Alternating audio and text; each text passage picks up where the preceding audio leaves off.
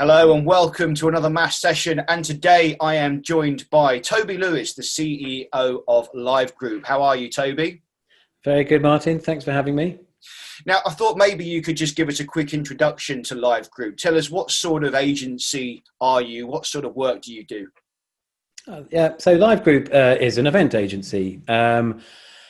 We were fortunate enough to think that the main disruptors of the event industry were going to be sustainability and accessibility about 5 years ago. So we've been kind of forefronting our use of technology with our clients. And so when March came around and the events were we were asked to do them in different ways, we were ready with the technology and the skills and the people to very quickly translate what the client needed in a physical format into a virtual format. And this week we've just clocked over 100 events now since the end of March. That's quite impressive considering the economic backdrop. Can you explain to us more about what this Events 2.0 is? I know we spoke before we arranged this interview, but maybe you could just tell our audience what Events 2.0 actually means. What's the principle? Yeah, simply put, it's what I think the rebooting of the industry is. If we look back at Events 1.0 and the industry as a whole, I think we had become quite lazy, and we were too keen on taking the brief as a kind of a copy and paste from the year before.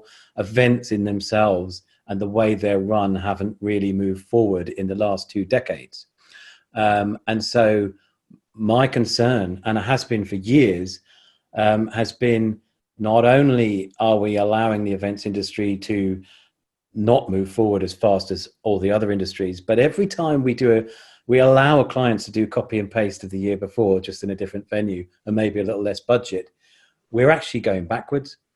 And so I'm saddened, really saddened, but I'm not surprised by the way that we've been caught and the way the industry is now facing this inability to run events. A lot of people have been left high and dry, but I don't want to say it's their fault. I just want to say I think we've allowed our industry to regress rather than progress so much. So if you think of Events 1.0 as your standard event where you're asking people to attend and potentially taking the brief from the client and not really asking the awkward questions about why they're running it in the first place, Events 2.0 starts with really looking into your client objectives, really understanding the audience who are coming, getting very much into the content that the client's trying to give and the messages. And then, of course, because Events 2.0 utilizes technology, once you understand all that stuff, the measurement of all that is far greater and easier. In fact, some of our clients at the moment, we have such a wealth of stuff that we could give them in the end to show that what they've done has been a success. It's actually one of the key points you have to consider at the beginning. Otherwise, you're left with mountains of data that you don't know what to do with. Absolutely. Obviously, there's been a lot of chat about going online, virtual, and so on. But at the end of the day, we are creatures of habit, and there's clearly a desire for the return of live experiences. I mean, do you really believe that this really is a watershed for events? Do you not think that we'll just return to how we are, or were before, rather? I really hope we don't. However, we are human, and there is a subsection of the population who is really missing face to face. The habitual event goers, if you like, who enjoy actually learning and changing their behavior and absorbing information whilst they're in an environment with other people. That is the format which they engage with. They're the people that like going into the networking sessions with a coffee and will come up to you and start talking to you. Interestingly, I run an events company and I'm one of those people that doesn't necessarily like those environments. I learn better when I'm looking at information in my own time, in my own way. And yes, I enjoy learning with a small group of people, maybe 5 to 10, or on my own, the thought of going to an event with 100, 500, 1,000, 5,000 people makes me actually concerned. And this is before COVID.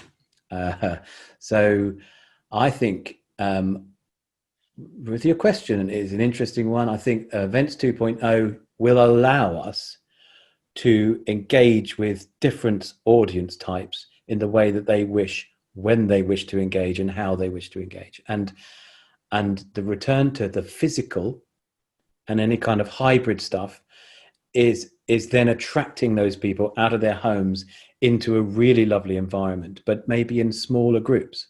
So if you've got a third of the delegates who are there live, maybe a third of the delegates that you're managing remotely, and then this interesting middle third that if you give them something they really want to come to, they'll come. Otherwise, they'll be happy to watch online. That is this interesting third, which I think Events 2.0 really allows you to focus on quite well. Interesting. Now, I was doing a bit of research on your agency before we came online today, and I know that you say generating a stronger ROI and richer content and more engagement is fundamental. But how is this really delivered effectively in practical terms through a digital or a hybrid medium? Yeah, just something I probably should have said is the term event I'm finding difficulty with at the moment, because certainly with digital events and everyone we're doing with these online hubs and the ability for delegates to engage with content and each other pre-event and post-event makes the event actually far longer than we're normally used to. The event starts 2 months before the actual live part, the let's say the peak of engagement, and then might finish maybe a month after that. So our events now are maybe 3 or 4 months long. And when you're looking at ROI and real engagement, you have to elongate the time that you're engaging with your delegates far beyond the 1 or 2 or 3 days of our standard traditional events, where it kind of flatlines and then peaks for 3 days and then flatlines after that. The concept behind humans being able to absorb all that information in 1 or 2 or 3 days and then actually retain that is a joke. So what Events 2.0 is all about, and using these hubs and the digital technology well, is actually smoothing that curve up over 1 or 2 or 3 months, peaking when you're actually then engaging with your delegates over the kind of the peak period of the event, and then keeping it going afterwards. And if you do that, the amount of engagement increases. You can see who's watching what videos, who's viewing which PDFs. Our exhibitor zones, and I've seen some great use of exhibitors and sponsor zones in some of these online hubs. They're engaged with far greater. You tell your exhibitors that you can deal with a wider group of audience with a much richer vein of content over 3 months, rather than going and putting their stand up and costing 20 grand for a day.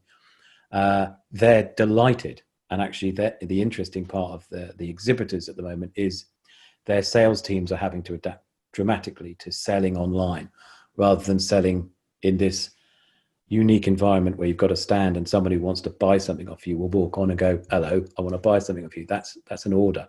That's not sales. So our ability to really look at the measurements of how much engagement there is, how much sales drive there is, what revenue has been created, is far greater than it's ever been before, because it's online and we can see it, and we can see it live. Very exciting. That is certainly an interesting point. But I guess, I'm hearing a lot of people are claiming things like Zoom fatigue. Other platforms are available. I mean, how would you counter that if people are finding themselves less enthused about these online environments? I've got an award ceremony that I'm supposed to go to at 7:00 tonight. I can't think of anything I'd like less than spending a day on my computer, and then when I could be downstairs with my family, I've got to go, oh, hang on, I've got to go back up and be another 2 hours on an award ceremony.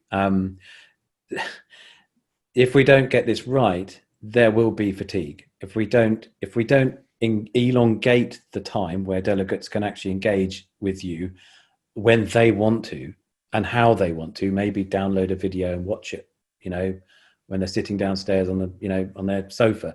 They don't have to be sitting in front of their computer to get all your content with Events 2.0. They pick and choose what they want to watch over a longer period of time. I think that will help with Zoom fatigue. The less successful events we've run since March have been a wholesale adaptation of the physical event and the timing of that physical event over 2 days online. And clients are expected to sit there all day and watch content all day. Not happening. That will they'll just drop off unless it's something that they have to watch, or there's such amazing content that they're so intrigued to do that.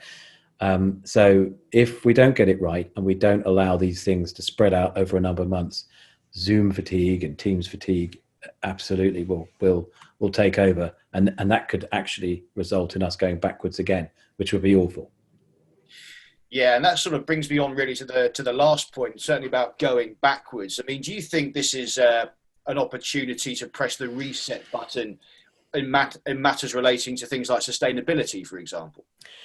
Yeah, it was part of our strategy. I thought the big disruptor was going to be sustainability. That was going to be the next crosshair set on the event industry, because events effectively are bad for the environment. All the transport, all the accommodation, massive temporary structures that get put up and chucked away afterwards, the transport for all the kit.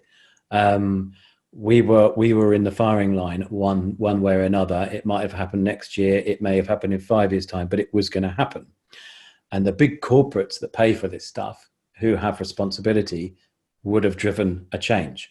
So it's interesting that this has happened to us so quickly, but the utilization of this technology and the understanding of this event revolution, the environmental factor is a byproduct of doing it much better and understanding the delegate types, maybe having smaller audience, or maybe the events that are mainly content driven and not networking should really all be virtual, which leaves one really lovely point, and I'm seeing it already.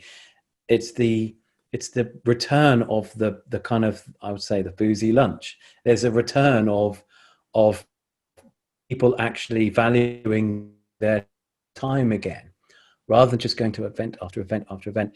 They're actually putting value against their time, in which case meetings become romantic again. The whole romance of traveling to somewhere will be reborn. And so I think, yes, we can help the environment. That this reboot is going to help the environment. It's also going to help accessibility of multiple different delegate types, but it will also bring back the romance of travel again. I've been to Barcelona about 50 times.